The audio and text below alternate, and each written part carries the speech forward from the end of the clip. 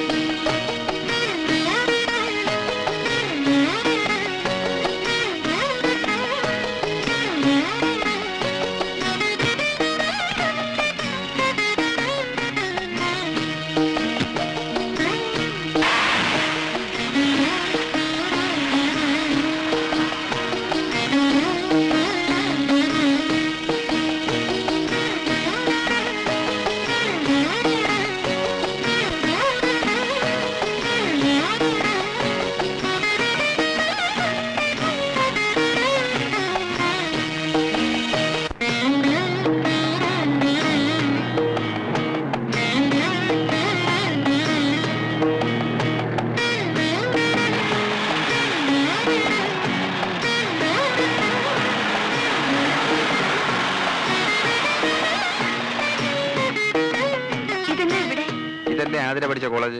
അതെ. ഇറങ്ങ. എന്തിനാ? ഇറങ്ങാൻ.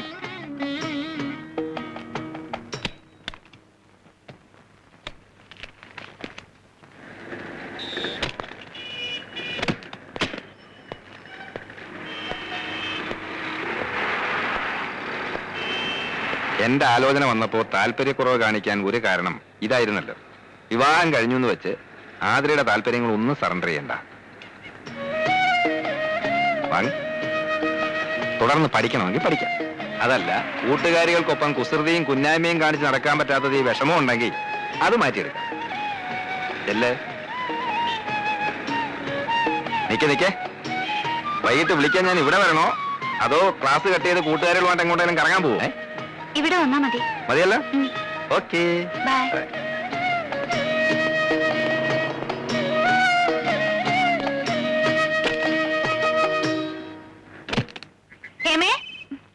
അയ്യോ, നമ്മൾ എന്തായി കാണുന്നേ?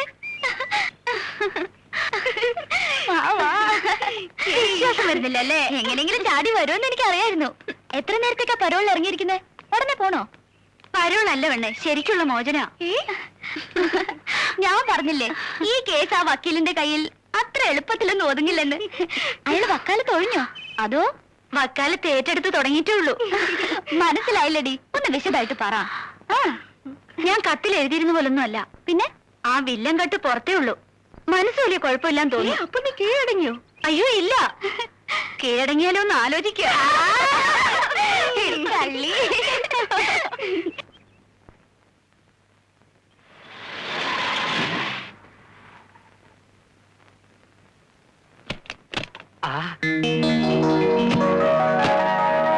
ആരാ വന്നിരിക്കുന്നത് നോക്ക്.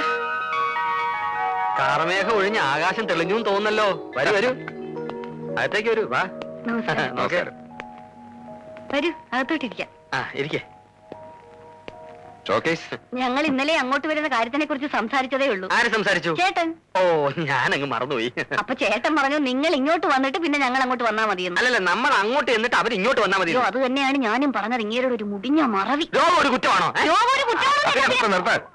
ഏതായാലും ഞങ്ങളുടെ കടം തീർന്നല്ലോ. ഇനി നിങ്ങൾക്ക് അങ്ങോട്ട് വരാമല്ലോ. പിന്നെന്താ, അങ്ങോട്ടോ ഇങ്ങോട്ടോ ഒന്ന് ഇറങ്ങാൻ പരിചയക്കാരുടെ വീടില്ലാതെ ശ്വാസം മുട്ടി ഇരിക്കുകയായിരുന്നു ഞാനും ചേട്ടനും. അല്ലേട്ടാ? വല ചിലക്കാണ്ടിരി, ഇവർക്കും എന്തെങ്കിലും പറയാനുണ്ടാവും. വലേ അതെ, വസന്ത കോകില, നീളം കുറച്ച് വാല തുടങ്ങിയ പിന്നെ ചീഫ് മിനിസ്റ്റർ വണ്ടി പോലെ നിർത്താൻ പാടാ. ഭയങ്കര തമാശക്കാരനാ, അതുകൊണ്ട് എനിക്കിവിടെ ബോറടിയില്ല. മിസ്സസ് നന്ദകുമാർ എന്താ ഒന്നും മിണ്ടായിരിക്കുന്നേ? അതിന് നീ ഒരു ഗ്യാപ്പ് കൊടുത്തിട്ട് വേണ്ടേ? ആതിരെ ഇതുപോലെ കൂടുതൽ സംസാരിക്കുന്ന കൂട്ടത്തിലല്ല, പിന്നെ എല്ലാരുമായിട്ടും പരിചയമായി വരുന്നല്ലേ ഉള്ളൂ. അയ്യോ, ഹണിമൂൺ ട്രിപ്പ് ഒന്ന് പ്ലാൻ ചെയ്തില്ലേ? ഈ തൊട്ടാവാടിയെ വേറൊരു സ്ഥലത്തുനിന്ന് പറിച്ചു നട്ടല്ലേ, അതിന്റെ വാട്ടം ഒന്ന് മാറിയിട്ട് പോവാന്ന് വെച്ചു. അല്ലയാ, ഒരു മാസത്തെ വെക്കേഷൻ ഇപ്പൊ കോടതി അടയ്ക്കുമല്ലോ, അപ്പൊ ഒരു വിചാരണ പ്ലാൻ ചെയ്യണം. അയ്യോ, എന്നാ നമുക്കും കൂടെ ഒരു വിചാരണ പ്ലാൻ ചെയ്യാല്ലേട്ടാ? അയ്യോ വേണ്ട, വാദി പ്രതിയാവും. വന്നിട്ട് ഇത്രയും നേരമല്ലേ, ഇവർ കുടിക്കാൻ എന്തെങ്കിലും കൊടുത്തോ? അയ്യോ, ഞാൻ ഇപ്പൊ അത് ഓർത്തതേ ഉള്ളൂ. ചേട്ടൻ വന്ന് തേങ്ങ തിരുവിത്ത, ഞാൻ അവര് നനയ്ക്കാം. വാ തേങ്ങ വാ. ചെല്ല് ചെല്ല്. ഇവരിരിക്കുന്നെന്നും പറഞ്ഞ് നാണിക്കൊന്നും വേണ്ട. വിവാഹ ജീവിതത്തിൽ ഭാര്യയ്ക്കും ഭർത്താവിനും തുല്യ സ്ഥാനമാ, അല്ലെന്ന് നന്ദേട്ടൻ പറയട്ടെ. ആ തീർച്ചയായും. വന്നേ, നമുക്ക് അടുക്കളയപ്പാ. വാ.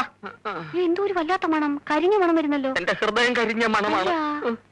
ഇത് ഹൃദയമല്ല, അതിന്റെ തുണി കരിഞ്ഞ മണമാണെന്നാ തോന്നുന്നത്. അയ്യോ, എന്റെ ചുരിദാർ തേക്കാൻ വന്നിട്ട് പെട്ടി ഓഫ് ചെയ്തില്ലേ? അയ്യോ, ഞാൻ മറന്നുപോയി വല്ലേ. ഓ, എനിക്ക് വയ്യ ഇയാളെ ഒരു മറവി. സാധാരണ എല്ലായിടത്തും ഭാര്യയാണ് ഭർത്താവിന് ഇസ്തിരി ഇട്ട് കൊടുക്കുന്നത്, ഇവിടെ നേരെ തിരിച്ച. ഒരു ചുരിദാറിന് പകരം നിലയ്ക്കാൻ 9 ചുരിദാർ മേടിച്ചു തരാൻ വല്ലേ, ഒരു സുബേദാരം കൊണ്ടുതരാം വലയ്ക്കാൻ. നമ്മുടെ കല്യാണം കഴിഞ്ഞ് 3 ദിവസം കഴിഞ്ഞായിരുന്നല്ലോ ഇവരുടെ കല്യാണം. എന്നിട്ടും അവർ തമ്മിലുള്ള അടുപ്പം കണ്ടില്ലേ.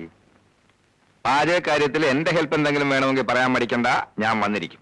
ഓക്കെ? അതൊന്നും വേണ്ട. ആണുങ്ങൾ അടുക്കള കയറുന്ന എനിക്കിഷ്ടമല്ല. ഞാൻ വെക്കുന്നത് കുറ്റം പറയാതെ കഴിച്ചാ മതി.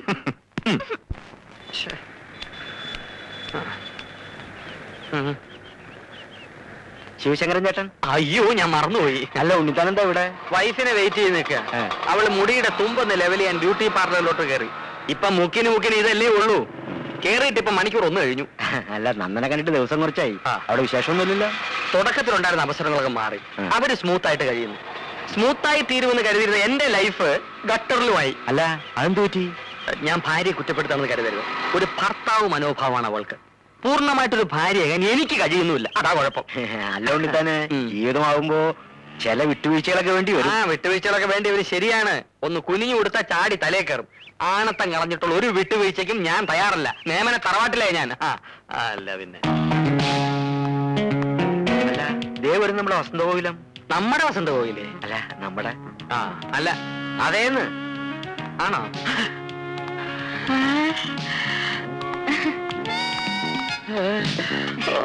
നമുക്ക് പോകാം ചേട്ടാ. നിന്റെ മുടി എന്തേടി? മുടിക്കാൻ മുറിച്ച്. ആരോട് ചോദിച്ചോണ്ട്? എന്റെ മുടി മുറിക്കാൻ ആരുടെയെങ്കിലും അനുവാദം വേണോ? റോഡാണ് മോശം. അല്ല പിന്നെ. നിനക്ക് മുട്ടറ്റ മുടി ഉണ്ടായിരുന്നോണ്ടാണ് ഞാൻ നിന്നെ കല്യാണം കഴിച്ചത്. അജാന് ബാഹു, അത് നിനക്കറിയോ? ഓ, അപ്പൊ ഉണ്ണിയേട്ടൻ എന്റെ മുടിയാണ് ഇഷ്ടപ്പെട്ടത്, എന്നെ അല്ലല്ലേ? മുടിയും തടിയും ജോലിയും വീട് എല്ലാം ഉൾപ്പെടെ മൊത്തത്തിലാണ് നിന്നെ ഞാൻ ഇഷ്ടപ്പെട്ടത്. ഹോൾസെയിൽ. കല്യാണം കഴിഞ്ഞോടെ മുടി മുറിച്ചേക്കാൻ എനിക്കൊരു നേരത്തെ ഉണ്ടായി. പിന്നെ പെണ്ണുങ്ങൾക്ക് മുട്ടറ്റ മുടി വേണമെന്നൊരു സ്റ്റൈലിന് ആണുങ്ങൾക്ക് പറയാം. പക്ഷെ ഇത് നനച്ചുണക്കി ചുവന്നു നടക്കുന്നതിന്റെ കഷ്ടം ഞങ്ങൾ പെണ്ണുങ്ങൾക്ക് അറിയാവോ? അത് ശരിയാ. ഏത് ശരിയാ? എന്താ നിന്റെ പേര്? ശിവശങ്കരൻ. ശിവശങ്കരൻ കേറ്. നന്നായിട്ട് കാറ്റ് കയറും. എന്തൊരു ഇത് സുഖം. എന്തോന്ന് സീറ്റത്? അയ്യോ, അപ്പൊ ഞാനേ വരും. വരണ്ട, കഴുത്തി പൂടയില്ലാത്ത കോഴികളെ ഞാൻ എന്റെ സ്കൂട്ടറിന്റെ പിന്നെ കേറ്റാറില്ല. നീ മുടി പോയ സുഖത്തിൽ സുഖിച്ച് റോഡേ നടന്നു വന്നാൽ അവിടെ മുടിഞ്ഞും മുടി തീർച്ച ശവം.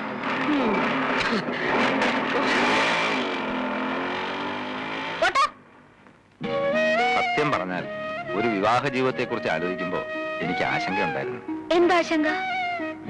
കാലം തെറ്റിയുള്ള വിവാഹമാവുമ്പോ വല്ല പ്രേമനിരാശവും പിടിപെട്ട് കെട്ടുപ്രായവും കഴിഞ്ഞു നിൽക്കുന്ന പെണ്ണിനെ കെട്ടേണ്ടി വരുമോ എന്നുള്ള ആശങ്ക. ഇപ്പൊ ഉണ്ടോ? ഇല്ല.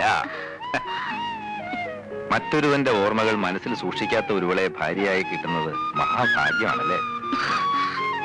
എന്റെ മനസ്സിൽ മറ്റൊരുവന്റെ ഓർമ്മകളില്ലെന്ന് നന്ദേട്ടൻ എങ്ങനെ അറിയാം? ഉണ്ടോ? ദേ, നെഞ്ചിടിക്കുന്നുണ്ടല്ലേ? പേടിക്കണ്ട, എന്റെ മനസ്സിൽ അങ്ങനെ ഒരു കോന്തനും ഇല്ല. സത്യം? ദാ, സത്യമായിട്ടല്ലേ വിശ്വാസാവൂ? വേണ്ട, എനിക്ക് വിശ്വാസം. നന്ദേട്ടനെ പോലെ ഒരു ഭർത്താവിനെ കിട്ടിയ ഞാൻ എത്ര ഭാഗ്യവതിയാ. തുറന്നു പറയണം, ആതിരയുടെ ഇഷ്ടവും ഇഷ്ടക്കേടും മനസ്സിലാക്കാൻ എനിക്ക് കഴിയുന്നുണ്ടോ? ഇല്ല. കല്യാണം കഴിഞ്ഞിട്ട് മാസം 3 ആയില്ലേ? എന്നെ ഇതുവരെ നന്ദേട്ടൻ കോടതിയിലൊന്ന് കൊണ്ടുപോയോ? അഡ്വക്കേറ്റ് നന്ദകുമാർ കോടതിയിൽ ഷൈൻ ചെയ്യുന്ന കാണാൻ അദ്ദേഹത്തിന്റെ ഭാര്യയ്ക്ക് കൊതി കാണില്ലേ? അത്രേ ഉള്ളൂ. നല്ലൊരു കേസ് വരട്ടെ, അപ്പൊ കൊണ്ടുപോവാം. അപ്പൊ ഇപ്പൊ വക്കീലിന് കേസൊന്നും ഇല്ലേ? അയ്യോ, ഇപ്പൊ ഉള്ളത് മോഷണം, പിടിച്ചുപറി, അതിർത്തി തർക്കം, ഇതൊക്കെയാ. ഗായത്രി മേനോൻ കൊലക്കേസിന്റെ വാദം തുടങ്ങട്ടെ, അപ്പൊ കൊണ്ടുപോവാം. മണി 12. തൽക്കാലം കേസ് കിട്ടഴിക്കണ്ട, ബെഡ്റൂം അതിനുള്ളതല്ല കേട്ടോ.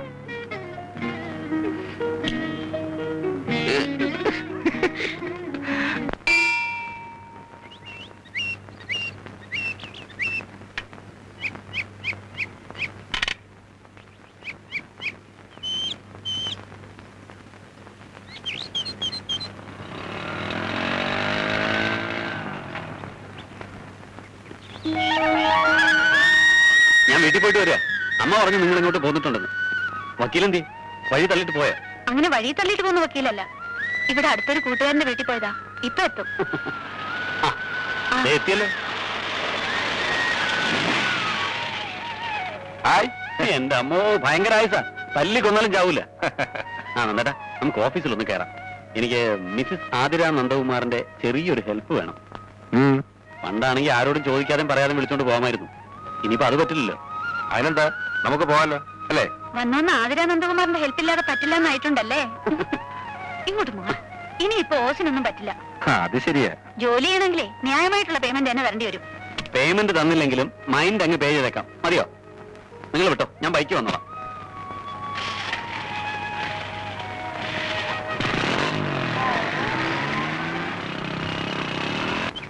ഉണ്ണിയേട്ടൻ ഇത്ര ധൃതി വെച്ച് എങ്ങോട്ടാ? മരിക്കാൻ കോടതിയിലോട്ട്, അല്ല പിന്നെ എങ്ങോട്ടാ? എന്നും എന്നെ എന്റെ ഓഫീസിൽ ഇറക്കി വിട്ടിട്ടല്ലേ ഉണ്ണിയേട്ടൻ പിന്നെ പോകുന്നത്? ആ പതിവ് ഞാൻ നിർത്തി.